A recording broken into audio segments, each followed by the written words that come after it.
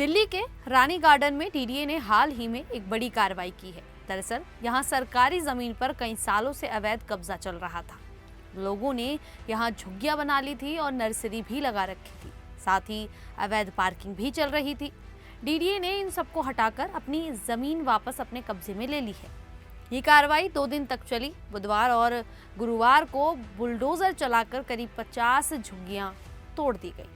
Nursery को भी पूरी तरह से हटा दिया गया। अवैध पार्किंग भी साफ कर दी गई। कुल मिलाकर करीब 3 बीघा जमीन खाली कराई गई। जमीन पर जगह जगह गड्ढे खोद दिए गए ताकि दोबारा कोई कब्जा ना कर सके। डीडीए ने वहां अपने विभाग के बोर्ड भी लगा दिए हैं।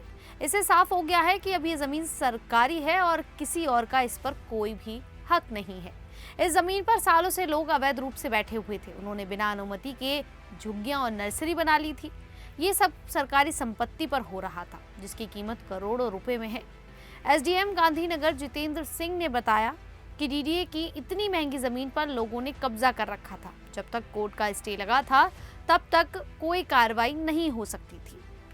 कड़कड़डूमा कोर्ट ने पहले इस जमीन पर स्टे लगा रखा था। जैसे ही स्टे हटा, डीडीए ने जिला प्रशासन और दिल्ली पुलिस के साथ मिलकर काम शुरू कर दिया। कार्रवाई के दौरान पुलिस को तैनात रखा गया ताकि कोई विरोध ना हो। बुलडोजर की मदद से झुग्गियां गिराई गई, नर्सरी के पौधे और सामान हटाए गए, पार्किंग की जगह भी साफ कर दी गई। अब पूरी जमीन डीडीए के नियंत्रण में है। अधिकारियों ने कहा है कि जल्द ही रानी गार्डन में दूसरी जगह पर भी ऐसी ही कार्रवाई की जाएगी जहां अवैध कब्जे हैं। ये घटना इसलिए भी जरूरी है क्योंकि दिल्ली में सरकारी जमीन पर अवैध कब्जे की समस्या काफी पुरानी है। कई जगह पर लोग बिना अनुमति के झुग्गियां बना लेते हैं या छोटे मोटे काम शुरू कर देते हैं। इससे शहर की योजना बिगड़ती है और सरकारी संपत्ति का नुकसान होता है। डीडीए का काम है कि ऐसी जमीनों को बचाना और सही तरीके से इस्तेमाल करना। इस बार कोर्ट के स्टे हटने के बाद तुरंत कार्रवाई करके उन्होंने दिखाया कि कानून का पालन जरूरी है। कार्रवाई के बाद इलाके में शांति बनी रही।